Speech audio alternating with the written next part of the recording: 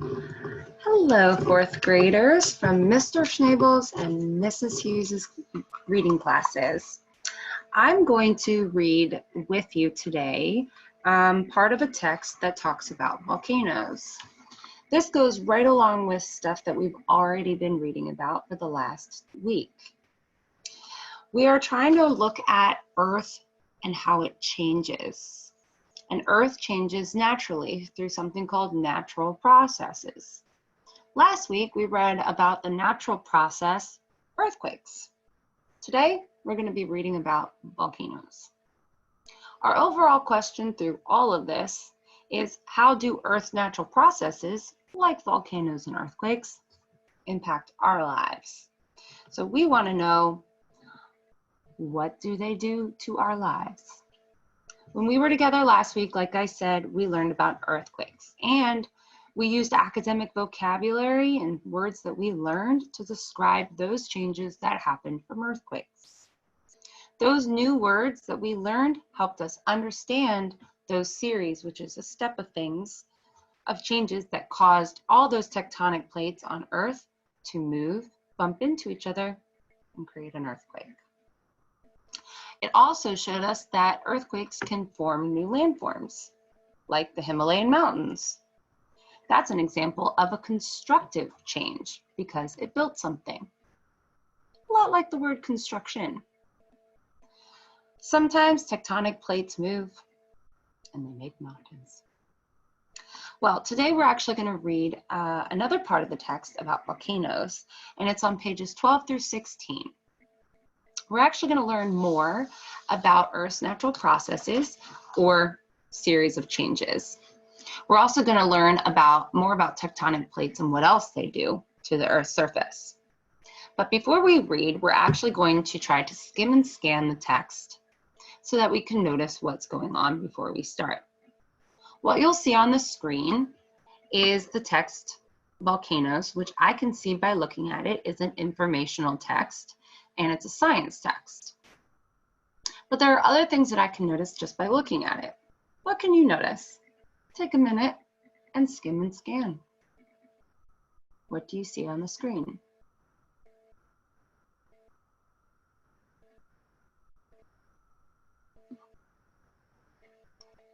When you skim and scan, you probably notice that the title is called Volcanoes.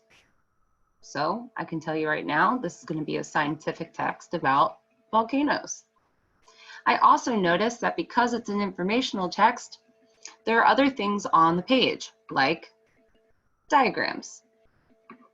This is a diagram of Earth's surfaces. I also see maps. That's a map of Italy. I even see photographs, which are real-life pictures taken by a camera of the world. And lastly, I see captions and subheadings. Subheadings break apart a chapter into smaller pieces. So this subheading says Earth's layers.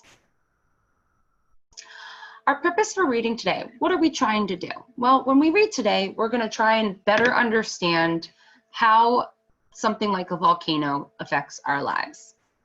And a volcano is another example of an Earth's process. So as good readers or close readers as we were before school let out, we're going to use the reading strategy of determining importance to identify key details. Now, this isn't always easy because we actually have to choose facts that we see in the text that are important and not interesting.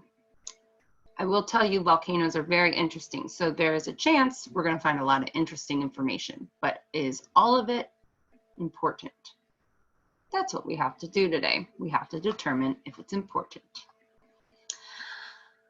Also, because this is a scientific text, there's definitely going to be some words that we haven't seen before, and they might be new to all of us. So as good readers, we might have to slow down a little bit because new vocabulary can be often something that we have to take our time with, because our whole goal is to understand. And remember, we're trying to figure out how something like a volcano affects our life and how does it happen. So I'm going to begin, I'm going to begin by reading paragraphs 1 and 2 over here on the first side of the page. And as I read paragraphs 1 and 2, I'm actually going to show you how I usually decide if something is important and not just interesting. I'm going to highlight information. I'm actually going to underline information with this handy dandy pen to help me summarize this part of the text later. So I'm going to summarize in sections. Ms. Hughes is going to read paragraphs 1 and 2. I'm going to determine key details. And then I'm going to summarize those key details. Okay? So I'm going to start right now. Let's read paragraph 1 and 2. Paragraph 1. At first glance, Naples appears to be like any other bustling European city. I see the word bustling. I'm going to just that was supposed to be underlining it. I'm going to underline it and come back. Tucked along the west coast of Italy. Don't draw through the word, yay. Okay, tucked along the west coast of Italy, Naples. Naples has a picturesque bay to the west. Picturesque, picturesque, picturesque, okay. It's like a picture, I guess. Let me start over. Tucked along the west coast of Italy, Naples has a picturesque bay to the west and a majestic mountain rising to the east. Look closer, however, and you will see that the nearby mountain is in fact Mount Vesuvius. That is the name of the mountain. Sounds important. Oh, it's a very large active volcano. Notice how slow I'm reading because I'm taking my time. It's a very large active volcano. Active volcano. We'll come back to that. When it erupted in 79 CE, whoa, year 79? That makes it kind of old. We'll come back to that. It rained poisonous gases, rock, ash, and scalding hot lava down on the surrounding cities and their inhabitants. What causes violent volcanic eruptions like this? The answer lies deep within the earth. Okay, I need to go back and think about what is actually important. I have underlined a lot of things, but a lot of them are just new words. So let's go back. At first glance, I didn't mean to underline that. I meant to underline bustling. Okay, so the word bustling means really, really busy. Lots of people all over the place. So Naples is a city full of people. That's what it says. It's tucked along the west coast of Italy, and it has a picturesque bay to the west. So picturesque means like a picture. So the bay is beautiful, like a picture.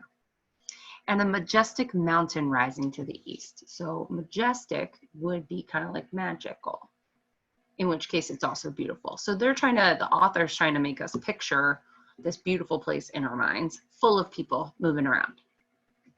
But it also says that the mountain is actually an active volcano called Mount Vesuvius. So I'm seeing this word active, and I think we all have heard this word before. So I'm going to think about what an active volcano might mean. Active means moving.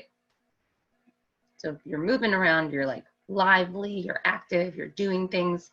A volcano that's lively, active, and doing things is probably going to erupt. So active volcanoes seem to be pretty dangerous. Okay, so here's the author explaining to me how beautiful this place is, and it's kind of just telling me that it's a beautiful place. So I'm not going to say anything here in the top part of this paragraph is important. But when I get lower down in the paragraph, I'm noticing that it says it erupted in 79 CE, which means it's really old. It also says this, it rained, I'm going to see, oh no. I did not mean to do that. Undo that. Okay. It rained poisonous gas. Means you can't breathe it. Rock. It was raining rocks. Ow. Ash, which is like burning wood. and scalding hot lava. If something is scalding, it burns your skin almost off, down on the surrounding cities and their inhabitants. So it came down on the people too. Wow. I think that might actually be important, because if you remember, we are trying to figure out what's important to volcanoes and how does that affect us. It's telling me that it actually rained this stuff down on the people. That's us. I should probably write this down.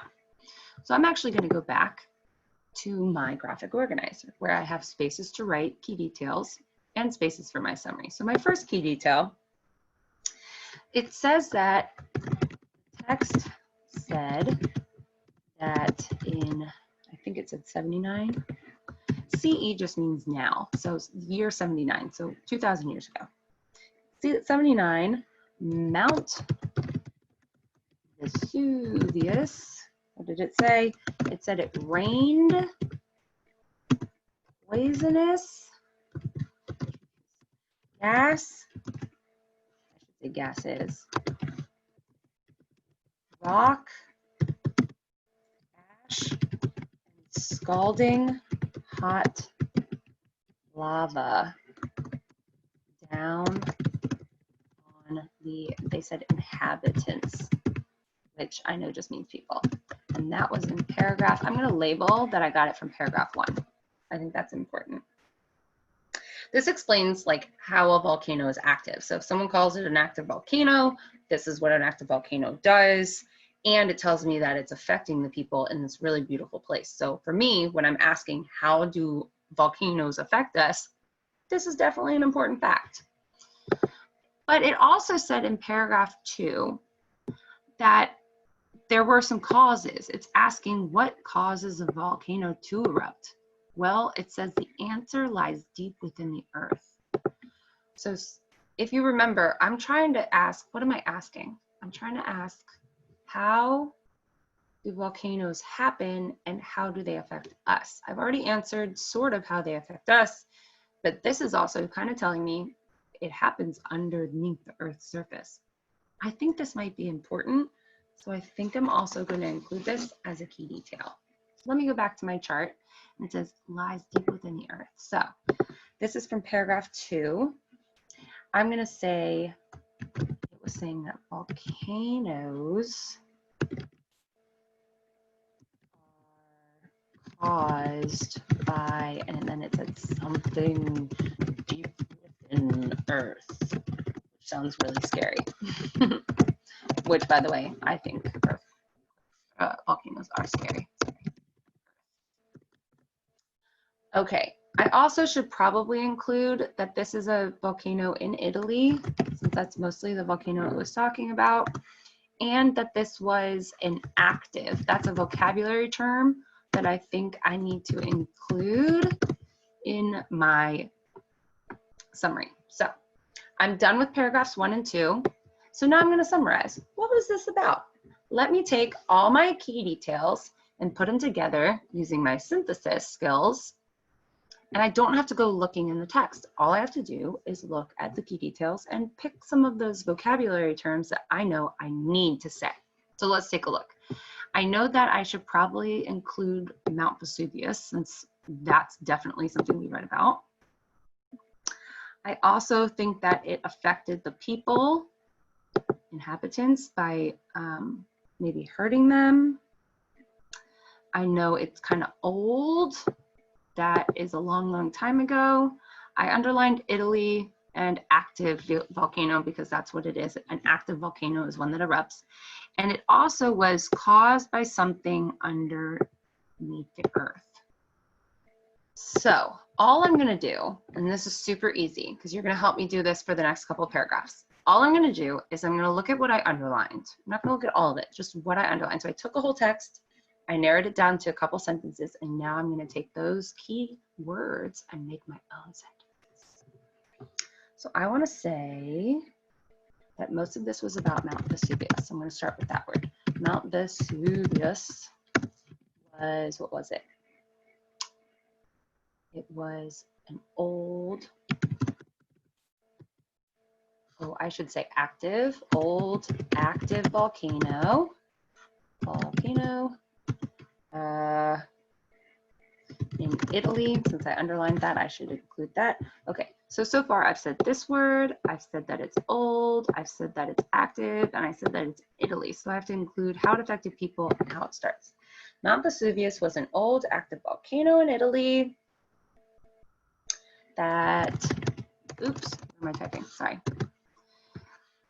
That hurt many of the surrounding, oh no, let's say damaged, damaged many of the surrounding homes.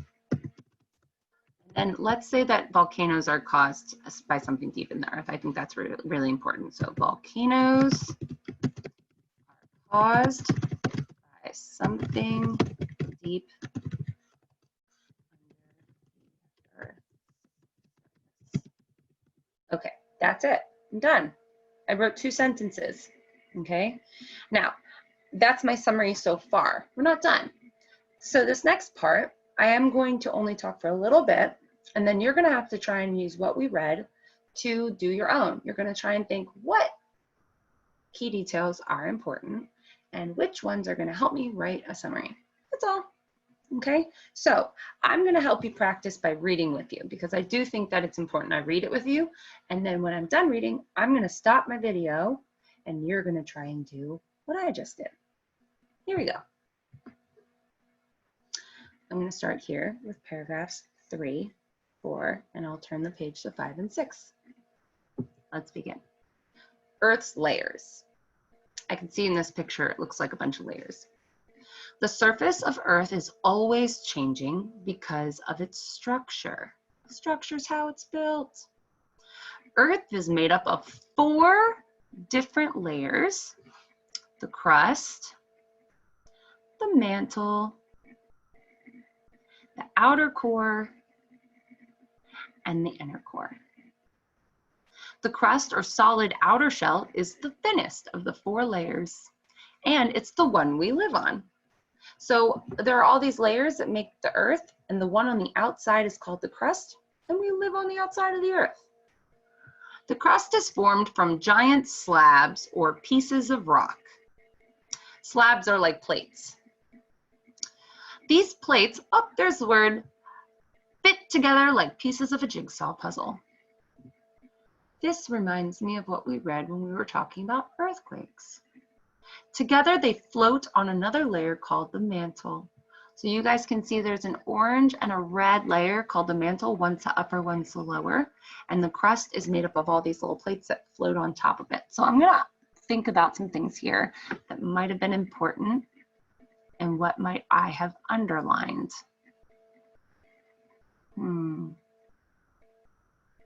Let me read paragraph 4. The mantle is the layer that surrounds Earth's core, or its center. It is about 2,900 kilometers deep, which is about 1,800 miles deep. The mantle is divided into 2 sections. The upper mantle is composed of cold, dense rock, and the lower mantle is made up of partially molten rock that flows. Molten rock means rock is melted. Imagine how hot it has to be for a rock to melt. This is the area that causes the shifting of the tectonic plates. So this red area called the lower mantle is actually melted rock. And because it's so hot, it kind of moves and flows, and that's what makes the crust on top of it that's floating move as well. This is the area that causes the shifting of the tectonic plates just below Earth's surface, creating volcanoes and earthquakes. So both things are created here. Before I turn this page, I noticed some important facts. On your Nearpod, when I'm done with this video, these 2 paragraphs will be right in front of you for you to read again and for you to think about what was important in those 2 paragraphs. Let's keep going. Paragraphs 5 and 6. The next layer is the core's outer core, the Earth's outer core, which is made up of very hot liquid called molten lava. The outer core is about 4,800 kilometers or 3,000 miles beneath the Earth's surface. The inner core is even deeper. It is a solid ball made of metals. That's why the Earth is a magnet. The heat and pressure inside Earth are so great that solid rock is constantly melting and forming liquid magma. So you can see down here. Because the liquid magma is lighter than the solid rock, the magma will rise and the solid rock will sink. Some magma cools as it rises, becoming solid rock and sinking again. Other magma remains a liquid and collects in an underground chamber. Boop, boop, boop. And when the heat and pressure build in these chambers, the magma is pushed through the cracks in Earth's surface, and the result is a volcano's eruption. Magma that has erupted through the cracks in Earth's surface is now called lava. So I'm going to read some of this stuff to you in a different way. Underneath the Earth is melted rock, and when it gets really hot, it starts to kind of like move, and as it cools, it kind of lifts up, and it forms in this place right here in a chamber, and it's called magma right now. And then as gas builds, if you've ever watched a balloon expand as you blow into it, it expands, right? So as gas expands, it wants to get out. That's why balloons pop. So this is getting full of gases, and it's full of hot lava, and all it wants to do is get out. So it finds a crack in the Earth's surface and comes up through that crack. And that's what forms a volcano. And when it finally comes out of the crack and creates all this lava and gas and ash, the magma is now called lava, and it can burn you and create a bunch of different problems. Okay, so I'm going to stop here. And what you're going to do on the next couple slides is reread the 4 paragraphs that I just read to you and determine what's a key detail and maybe what a main idea might be. I'll see you after those slides.